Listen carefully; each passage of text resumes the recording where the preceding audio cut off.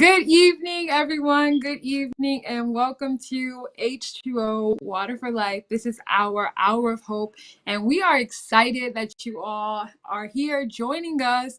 It's still February, so we are still continuing with our theme. This is love. I am Asia Reddy, and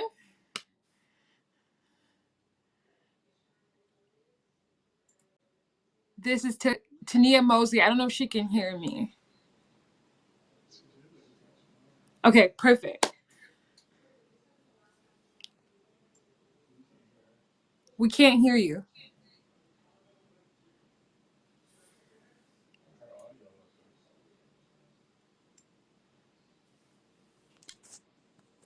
Nope.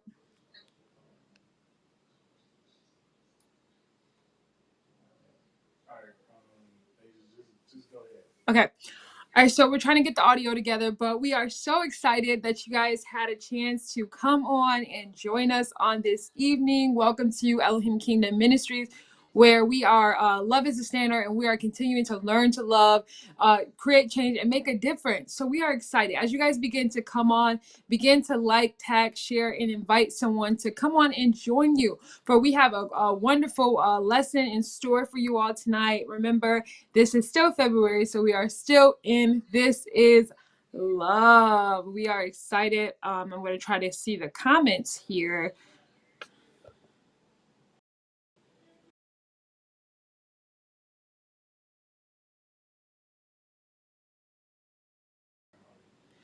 Yeah, can you hear me?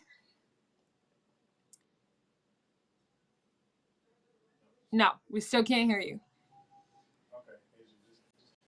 Okay, we're going to keep going here, and we're going to get that started.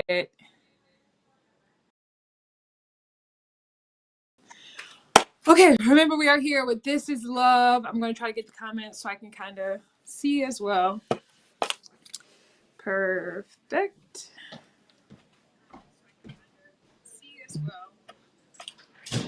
Okay, so good evening, everyone. Good evening. Good evening. Hey, family. Good evening, Prophet Washawn. Good evening, Paulette. Good evening, Imani.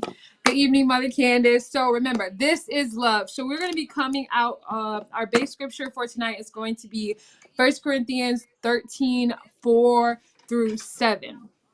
So that's going to be our base scripture. So as you guys begin to come on, go ahead and type in the comments what you think love is, or what comes to mind when you think about love. So when you think of the word love, what comes to mind? Type in the comments. It's going to be kind of interactive. I love interaction.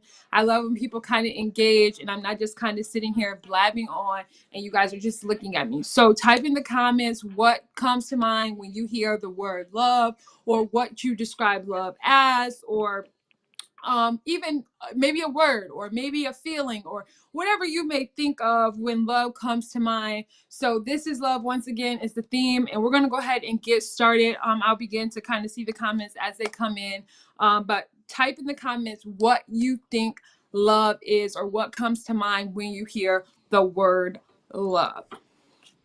Okay, so we're going to just dive into what love is. Okay, we got some good comments. Sacrifice, trust comes to mind when people think of love. That's really good. I'm going to dive right into this scripture here. 1 Corinthians 13. I will be reading from the NIV version, in case you are wondering. When I think of love, Letitia says, when I think of love, I think our commitment and a good meal. Unconditional. That's really good. So the Bible says, 1 Corinthians 13 and 4, that love is patient, love is kind.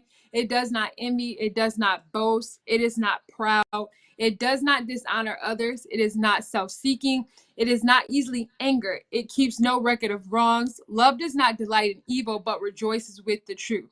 It always protects, always trusts, always hopes, always preserves. It also says, love never fails. So as I was studying this with Minister Tania, we are getting her back on now. We both thought about the story of Joseph. and how Joseph endured a lot. A little bit of background of the story of Joseph. Joseph was one of 12 brothers. And he was his father's favorite. Just to make it plain, he was his father's favorite. His father showed obvious favoritism to him, and I just believe that because his father knew that Joseph was different. And also in the Bible, it talks about how his father was just so grateful that he was able to have him in his old age. So Joseph was special to his father, and his brothers knew it. His brothers knew that he was favored by his father. His father even went as far as to making Joseph a special coat.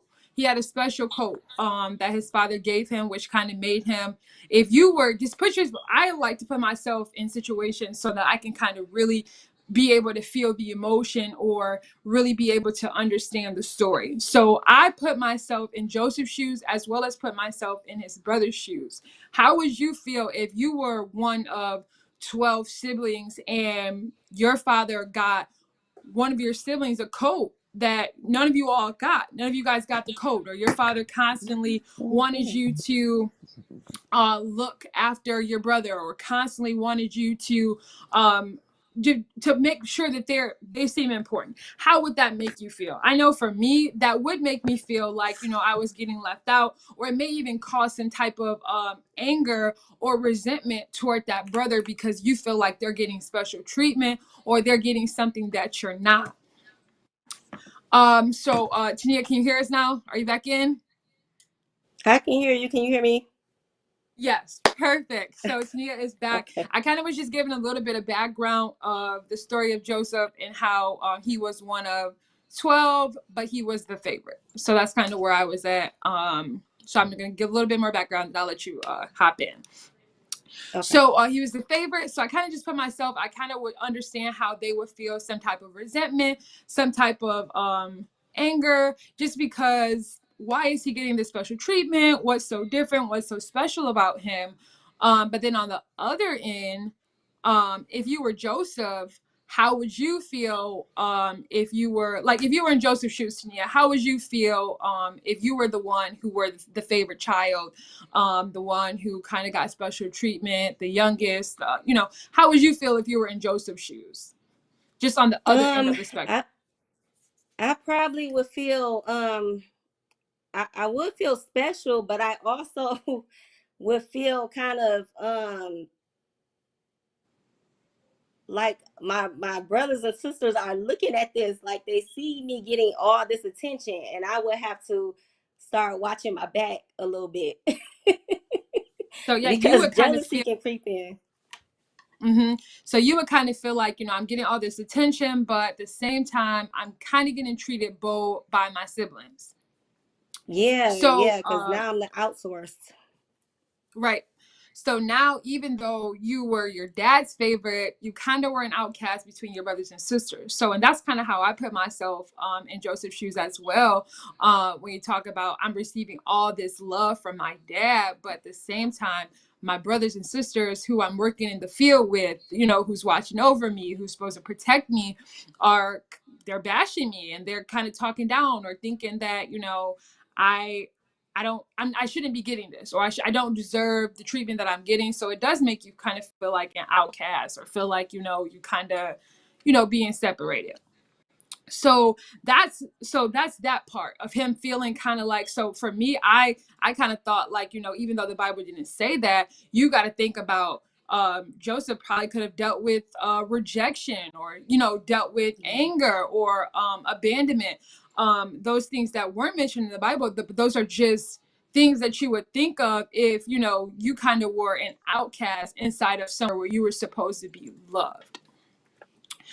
So give us a little bit of talk a little bit about Joseph, after the fact of his brothers wanting to kill him, and then actually not killing him and selling him, to kind of give a little background on that. Okay, yeah. So Joseph, as we very favored by his father. He was loved and cared for, and his father didn't hide that fact. So that made his siblings envy him, particularly his brothers. And then he started also having dreams from God. And where he messed up is that he told his brothers the dream, which made them feel like they were below him. So that's when they decided to plot to, kill him. But instead, they sold him into slavery. And that just kind of reminds me, it's like when when God loves you, you're kind of favored. It's not necessarily always fair. Um, and we can't control what God does for us. But I mean, we do have to go through things, don't get it wrong, but we are favored by God because He's our Father. He loves us. So that's what that kind of put me in the of. But so they sold their blood. They sold their brother into Egypt. What did So you wow. what would you have did? So wow. So you're talking about family, your blood relatives sold you. Kind of now you're feeling like I've been betrayed. You're kind of feeling like less Mm-hmm. than. You're feeling, all of these emotions, all of this different things. So you may feel like when I read this story, or even like sometimes most people think like Joseph kind of in the beginning, you may have the perception that Joseph got dealt the short end of the stick because he got sold into slavery. And so sometimes I do feel like we're in situations, or God will put us in situations where He's just kind of testing our faith, because I really do feel like Joseph was in a test of his faith. He was in a love Yeah. test. It was just a lot of tests that Joseph was going through at this time. And I do feel like God will put us in those situations where He is testing our faith. And we definitely know that Joseph was in the ultimate love test, because you're talking about people who bashed you, people who didn't want you, like they didn't want you, and they made it apparent. Think about your siblings not only not liking you, but they're it's like almost like they don't love you, because it says here, the Bible, it says love Hatred. doesn't envy. It does not envy. So if you wanted to be honest, Joseph didn't feel pure love from his brothers. So to feel like you're not receiving that love from the people that you're supposed to receive that love from can, like I said, add on tremendous trauma. Think about ourselves, how we would what we would have to battle through, what we would have to war through if we went through something like that, just to get out of a place of feeling rejected, a place of feeling lonely, a place of feeling betrayed. How we would have to try to navigate out of that. So looking at that, and even if we put ourselves in Joseph's shoes after he got sold to Egypt as a slave, thinking, wow, he got sold the short end of the stick. But even in Joseph's slavery, God still was using him to Yeah. interpret dreams for Pharaoh. So even as Joseph was receiving dreams and being able to interpret Pharaoh's dreams and be able to send a message to him and allow and let them know what was coming. So Joseph was able to foresee something that was coming to the land. So he was able to let them know kind of what was coming. So they prepared for that.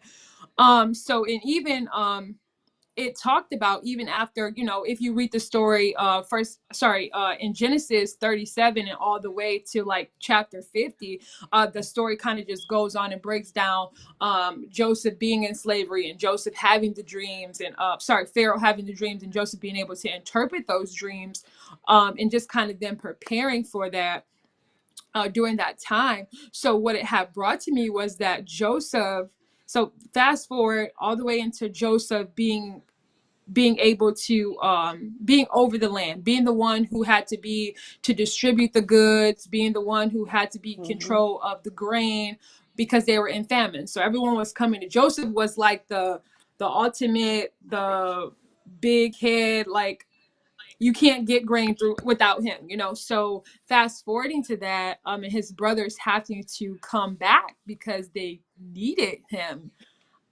for that. It just kind of made me think about, like, what would I do if, after feeling that, and now you need me, what would you do? Like, how would you, react? Like, honestly, can we honestly say that love would be the first thing that we would do as humans, as people? Would Mm-hmm. love be our first response? I think Joseph was very special. I just want to back up for a minute and talk about the first dream that God had given Joseph. That was that he would be a king, he would be a ruler over nations, and to get that type of dream and to be sold into slavery, it kind of has to mess with a person's faith, I would think. Because it's like, God, you promised me this, but this don't look like that at all. So it puts some type of doubt inside of a person's mind. But Joseph still believed he still had favor, because when he did get there and he was sold into slavery, he gained favor with the king.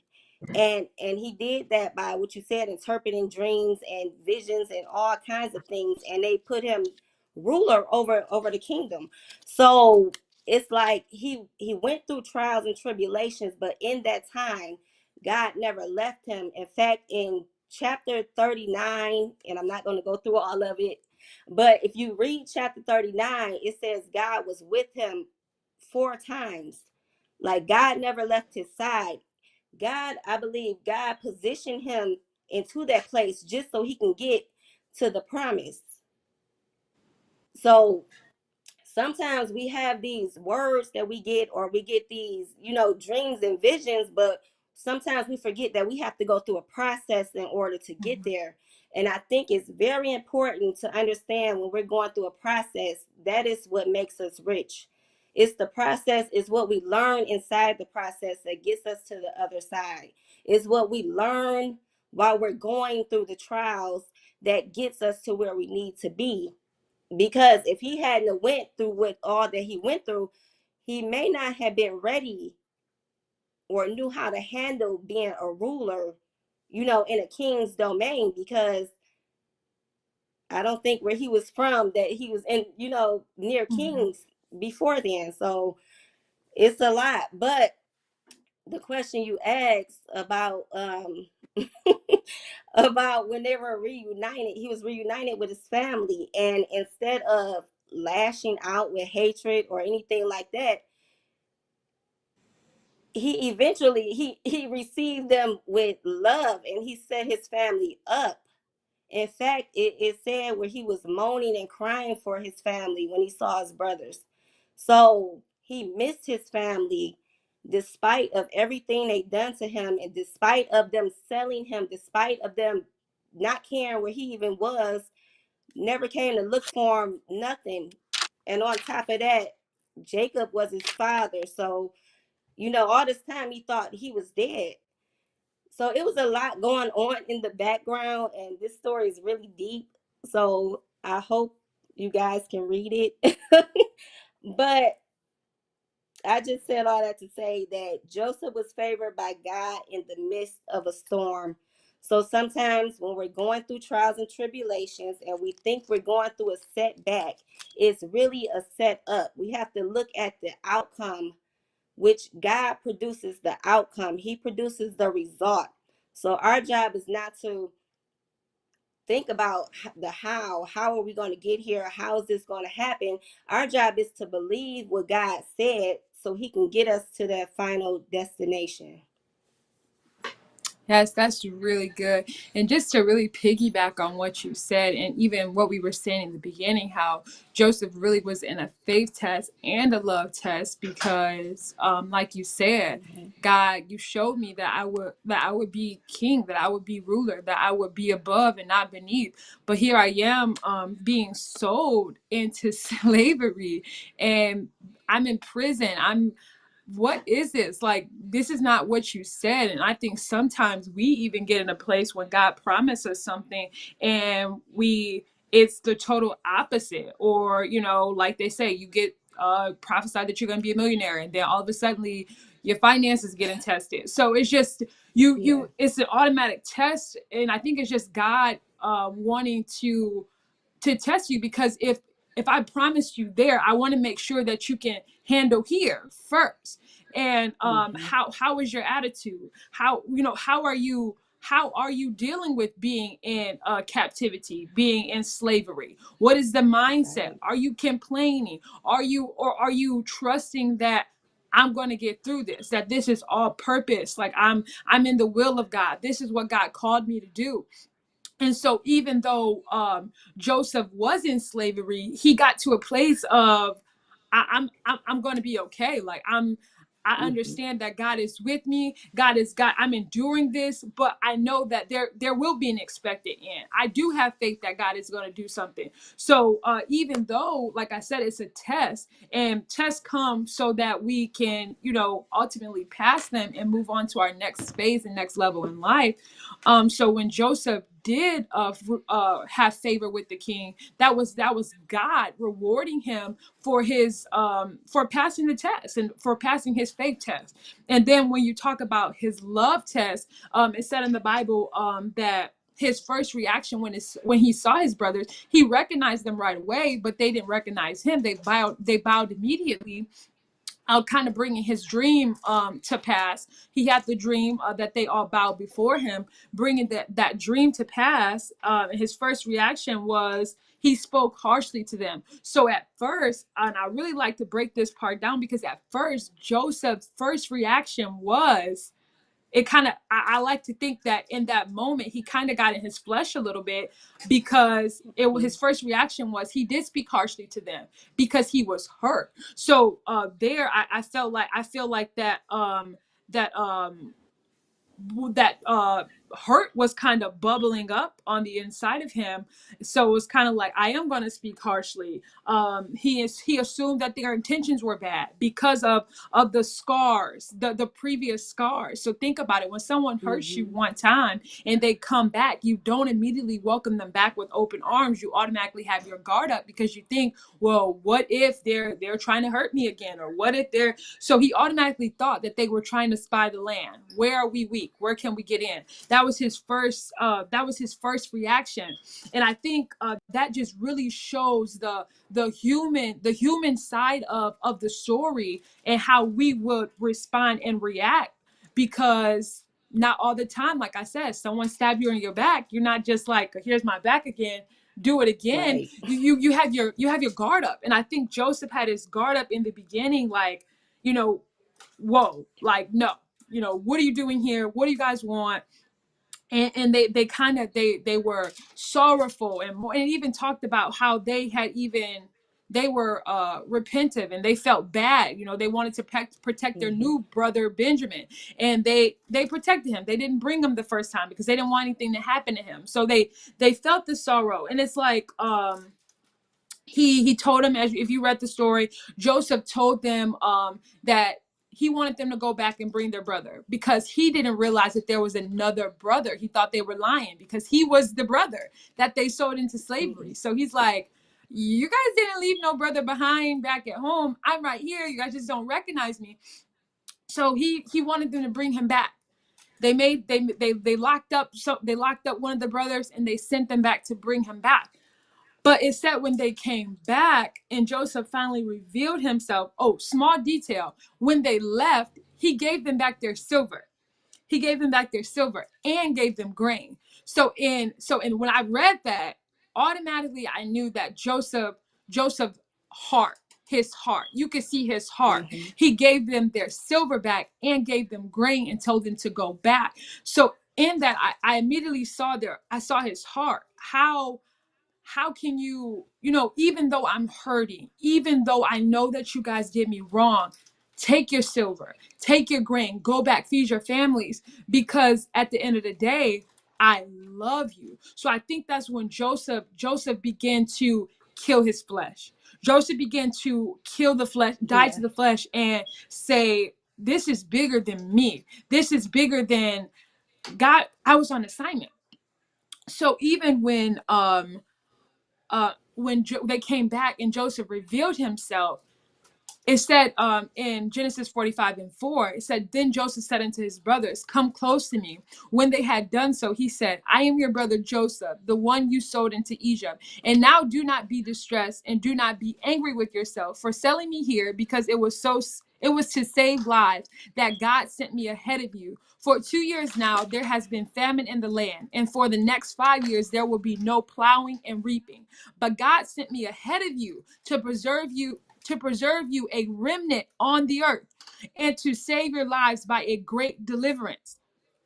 So there is when you really see Joseph's heart.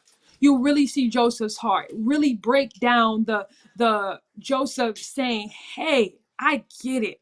I'm not upset with you. I'm not mad at you. Don't be upset with what you did. Don't be hurt. Don't burden yourselves with that, because I understand that the assignment that God has sent me on was to set up something for you, to set up something for my family, because I was sent. I was the chosen one who was able to, like it said, to set up a remnant here on the earth, because you are going to need it. There's a famine. So as Joseph, like I said, the ultimate test of love, Joseph died to his flesh, because like I said in the beginning, it said that he was speaking harshly. He died to his flesh to understand that, wait a minute. Wait, this is bigger than me. This is bigger than Joseph being sold into slavery. This is bigger than my brothers hating me. This is bigger than people talking down on me. This is bigger than people throwing darts my way. This is bigger than me. So Joseph showing, I just really believe that if Joseph would not have shown that type of faith, would not have passed the faith test, would not have showed the love, I just really feel like he would not have understood or even grasped everything that God wanted him to grasp, because of his attitude. So I think that his attitude, and the way that his attitude was after all of this happening, I just really like he understood that this assignment and this where God has placed me and me being in captivity was way bigger than me. Oh my goodness. That's the God gave me that same verse too. It was 45:5, because Joseph understood why he was positioned there. And he understood where his heart needed to be postured.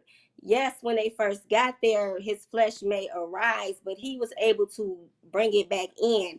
He understood where God had positioned him and what needed to happen for everything, to go the way God told him it would go. Like, he needed his brothers there. He needed his brothers to bring back the family so that they can live in the way God told them that they would live. And I'm going to just read 45:5 again. It says, "Now therefore be not grieved nor angry with yourselves," talking to his brothers, "that ye sold me hither. For God did send me before you to preserve life." So he's just kind of letting them know, like you had to do this. This was your assignment, so that I can get to my assignment, so that I can get to my destination where God has placed me to carry out this dream, this vision that God told me was going to come to pass. So it's like he was in slavery, and he was, his life was pretty much taken from him, stolen from him, from what he was used to, what he was comfortable with. And so he had to go there and readjust. But since day one, he was getting favor while he was there. And that's because he understood that he has to honor God. Even when he was in the dark trials and tribulations, he still had to uphold God and uphold his relationship with him. It's like sometimes we get in situations and we want to forget God or be mad at God. But no, we have to remember what God told us. And that's what keeps our faith motivated from level to level, because we have to stand on what God has told us, even though it may not look like that right now. So sometimes, yeah, we do have to check our heart posture. We do have to, kind of stop ourselves and ask, where am I really at in this situation? Am I okay? And I know there's in everything, in every circumstance.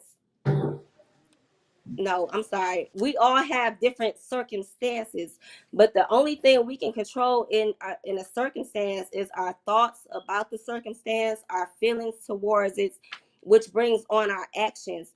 So if we control the way we think about different situations and thoughts, and control our thought life, transformation of the mind. It's Romans 12:2. We have to control our thought life. Sometimes we have to stop and ask ourselves those deep, important questions to get us over the hump.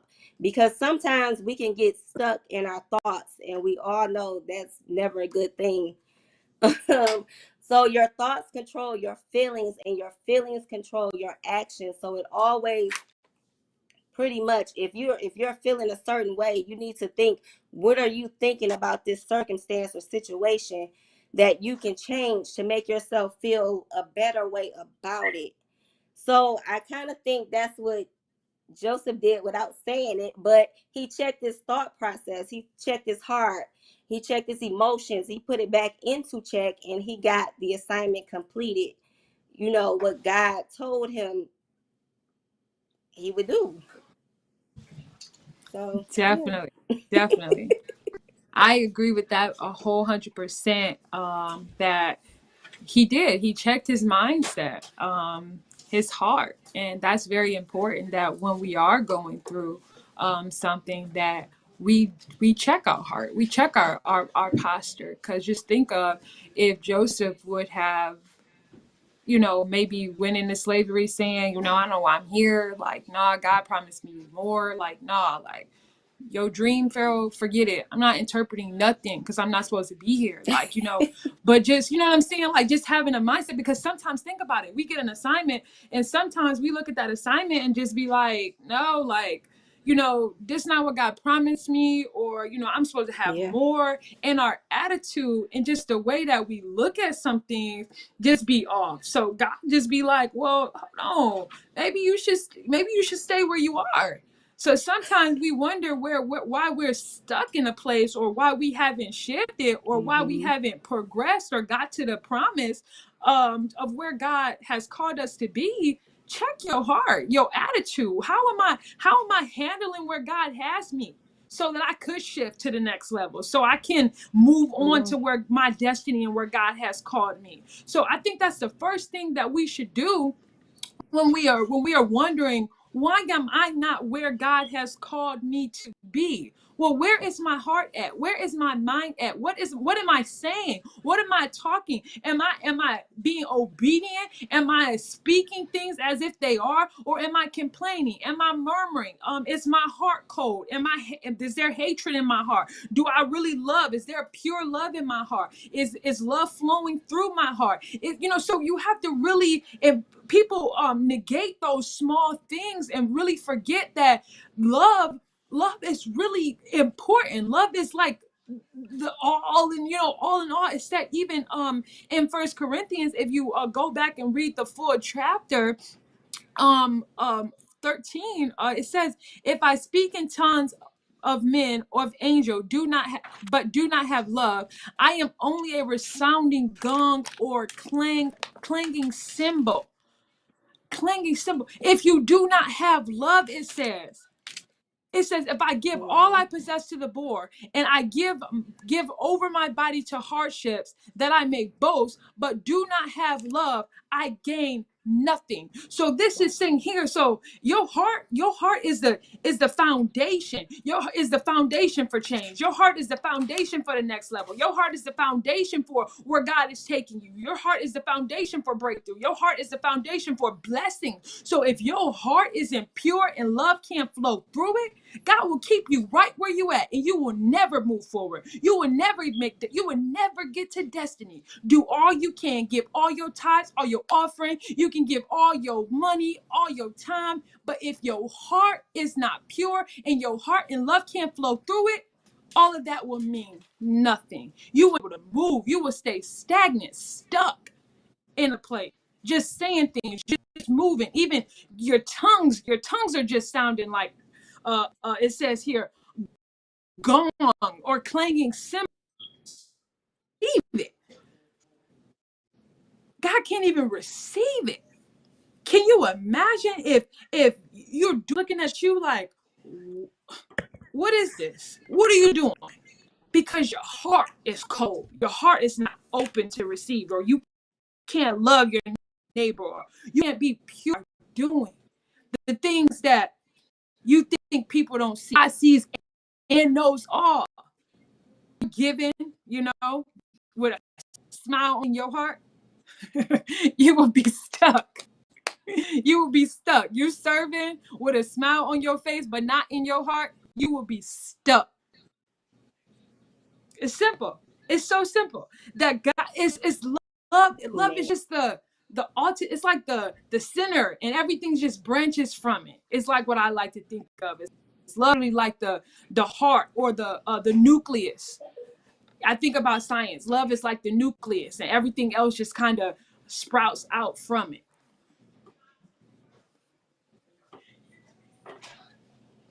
Come on. That is so I good. thought I you started mean, jumping. sometimes we hold ourselves back, and I'm not going to sit here and say that love is always easy to give, because we know it's not easy to give. But God says if you only love the lovable, then what good is that serving? Like, you have to be able to love the unlovable people. You have to be able to love the mean and nasty people. You have to be able to love those who rejected you and left you behind. It's just so much with this love walk, and that's why we're always learning to walk in love here at Yeah. EKM, because it is a daily task. Like, I don't believe nobody can wake up tomorrow and just, you can just love everybody every minute of the day. Mhm. No, it's something you have to constantly think about. This is something you have to really think about your actions. You have to think about the words that are coming out of your mouth, how you say things, how you talk to people, how you're postured. It's just so much that goes into this love walk, and that's why it's a daily activation. So, when you get up in the morning, Father, help me to walk in love today. Show me who I need to talk to. What do I need to say to them? What do I need to do to bring happiness or joy into their life today? Because sometimes we can wake up in the morning and just don't want to be bothered, but that doesn't serve us. It would never serve us, and in fact, it would, like you said, it would keep us stagnated in our own turmoil, because we're not trying to show love. So all we're doing is thinking about negativity all day, or thinking about our own circumstances and situations, and which brings us down even the more. So sometimes we do have to just open up and want to love, and you have to want to receive love, because sometimes there's people, God will send people to you that show you love. But if you're not there in your mindset, and if you can't open up to receive that love, it would mean nothing to you. And you could still be walking around saying how much people hate you when they didn't showed you all day how much they love you. So I just wanted to read 1 Corinthians 13:4-7 one more time, but out of the Good News translation. So, love is patient and kind. It is not jealous or conceited or proud. Love is not ill mannered or selfish or irritable. Love does not keep a record of wrongs. Love is not happy with evil, but is happy with the truth. Love never gives up. Its faith, hope, and patience never fail. Love is eternal. Now, that was a mouthful, because how many times have we got mad and kept a record of somebody's wrongdoing? When you say you forgive somebody, but you keep bringing up the situation over and over, it's really not forgiveness, and you're really keeping a record of their wrongdoing. So that's not you loving that person. So sometimes it's the small things that we have to take a hold of, take account of. We have to show ourselves to be accountable. We have to hold our own selves accountable sometimes, because all this that just was named, there's a lot of things that we have to go through. But when we live day to day, it's like a checklist. Sometimes you can get in a routine and check things off. Okay, well, I wasn't proud today. I wasn't acting jealous. I was kind and patient. I mean, you can make a I don't know, a list out of it and just try to check each thing off. We just have to work on being better for ourselves, and not only for ourselves, for the people that encounter us, because there are people on this earth that have no clue about, and if we can't be that light for them, we are the only light. But if we walking around with an attitude, like, they'll never meet God like that. So we just got to keep Mhm. that in the forefront of our minds. Yeah,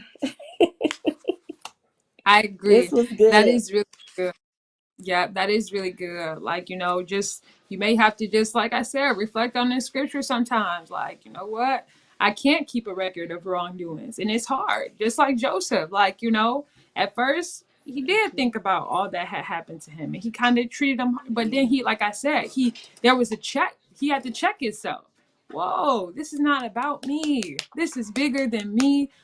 It's all bigger than me. So him showing love to his brothers, it was important for him to do that, to still understand that, hey, God called me here because I was supposed to set up something better and greater for the next generation, for you all, so that you all can be able to eat and continue to eat and not have famine. So it is important, like you said, review the scripture. If it takes daily, it's not going to happen overnight. Like you said, we are learning to love, which, like you said, means that you're checking it every day and you're being accountable for continuing to learn to love. God, go over the scripture. Well, today, was I patient? Was I kind? Was there any envy in my heart, God? If it is, remove it. God, am I being boastful? Am I being too proud? You know, ask God, and He will show you those things that are in your heart that aren't pure, that aren't right, that are not of Him. So it is important to, when you say that you are learning to love, what does it mean to actually learn to love? You are actively it's tools. You're actively learning. You're actively taking the necessary steps to figure out Yeah. what's going on in here. What's going on in here? What am I loving? What am I doing? God, is there anything up in here that's not like you? Am I being envious? Am I being rude? Am I being, quick to anger? And really just trying to, continue till the day we die. We're going to continue to be trying to perfect this love walk. But as we continue to go, we get better at it each and every day. Each and every day, you review, and you constantly get the love test, because you're gonna get the Mm-hmm. love test. It's to show you things in your heart, and you ask God to help you with your love. Automatically, you're getting a test. So, if that is your prayer tonight, just know that tomorrow you probably are going to get a test in the grocery store, at school, in the mall. There's going to be some type of love test coming in the near future, because you are asking God to strengthen you in that area. So it's gonna happen, but like Yeah. we learned tonight that there's some steps in learning how to, and learning to love, and just really opening your heart and understanding what love truly is. Love is not proud. It's patient. It's kind. It's not envious. And so, just some nuggets of what love really is, you'll be able to kind of backtrack in your mind and think, you know what, even though they're kind of being nasty to me, I'm not going to reciprocate this. Even though they did me dirty in the past, I'm not going to reciprocate this. I'm going to still show love. And I think that's it's very Yeah. important to. And I know sometimes in moments, like especially if somebody cuts you deep, you see them, you be ready to pop off. You ready to pop Yeah. off. Like, this is my chance, this is my time. You bubbling up with stuff. But just to take a moment, deep breath if you have to. And if you're not ready to approach situations, don't. Because it's better to avoid things than to get in something and then now somebody looking at you sideways, and the first thing they're gonna say is, "Oh, I thought they went to church," or I thought she was a Yes. minister. She's snapping at me, cussing me out. Minister where? So it's better to avoid situations, deal with yourself, get yourself together, take a moment, breathe, woosah, and work through it. Rather than, like I said, get in a situation and now you cussing and clowning and just being all out of character. So remember, this is love. This is love. Love is the nucleus, the end all, the be all, the most important thing, that in order to prosper in God and life and relationships, and that love is it. Love is the standard. Love is the standard here at Elohim Kingdom Yes. Ministry. And that's not just something cliche to say. And really just being here for the few years I've been here, it's not something cliche to say here at Elohim. It like love really is the standard. I've seen our leaders love beyond measures, love beyond love, and sometimes I see love where I never even imagined that love can go that far. So it's not just something cliche to say, and really just being able to glean under leaders like that continue to show us how to love and show love to us is it's amazing to me. Honestly, I couldn't imagine being anywhere else. Learning to love. I couldn't imagine being anywhere else learning to love. And love is a standard is not a cliche thing to say. It's true. It's true. It's true. Yeah, this is love. Our apostles do teach us that, and I honor them on tonight. Yeah, since coming here, I have grown in my love walk, and I'm still working on it. So, but there has been a lot learned, and I see a lot inside the church, and I watch and I take it in, and sometimes I have to make adjustments, or I have to learn how to receive love more. So it's always a learning step, a learning process. But yeah, this church is all about love. It's the kingdom. And so this is love. This is love. So we are excited. Elohim, we give honor to, like she said, honor to our leaders here, Elohim Kingdom Ministries. Of course, they always send their love to you all, and as we send our love to them, they always send it right back. We thank you. Before we get off, we do want to give you all an opportunity to give, an opportunity to sow a seed here into the kingdom. We do not want to rob you of your ability to give unto God, for we know that that's also an act of love. So if you are interested in giving, the giving options should be up. If not, run them here. You can text the word give to 855-463-1525. Again, you can text the word give to 855-463-1525. Or we also have Cash App. That's going to be $Elohim Kingdom, or paypal.me/Elohim Kingdom. So please go ahead and plant your seeds now. Give unto God. And we do appreciate you being obedient to what God is saying on today. So if you want to take this time to give, go ahead and do so. All right, that will conclude our giving. And so now we would like to allow you an opportunity to connect here at Elohim Kingdom Ministries, where we are learning to love, creating change, and making a difference. We will be honored and excited and glad if you partner with us here at Elohim Kingdom Ministries. If you would like to become a full citizen here, you can type in 7 or inbox us the number 7 and let us know that you want to connect with us and become a full citizen here and learn to love with us. You can become a full citizen, or if you desire to be in watch care and you kind of want to learn to love from the side and kind of just get prayer, and just take your time in joining us, you can type in 5. Type in the number 5 or inbox us if you want to become a part of watch care. And if you would like to give your life unto Christ, you can just go ahead and type in the number 8. If you want a new beginning, type in the number 8 for a fresh start, something new. You can type in 8, or if you just want to do something a little more private, you can inbox us. And there's people here, ministers ready to pray with you and navigate you through that process and that walk, in this godly walk, as we are continuing to walk daily with God. Sometimes you just need a little help, a little navigation, someone to kind of guide you. And here at Elohim Kingdom Ministries, we have leadership that can help guide you through this walk with God and help strengthen you in your walk with God, in your love walk. So at this time, if you would like to connect, go ahead and type in 7, full, 5, watch care, and 8 if you would like to give your life. That would conclude our H2O. I don't know if Tania has anything to say at the end, but that concludes our hour of hope. Good. Love is the All right, we standard. are good. All right, guys. You guys have a great night, all.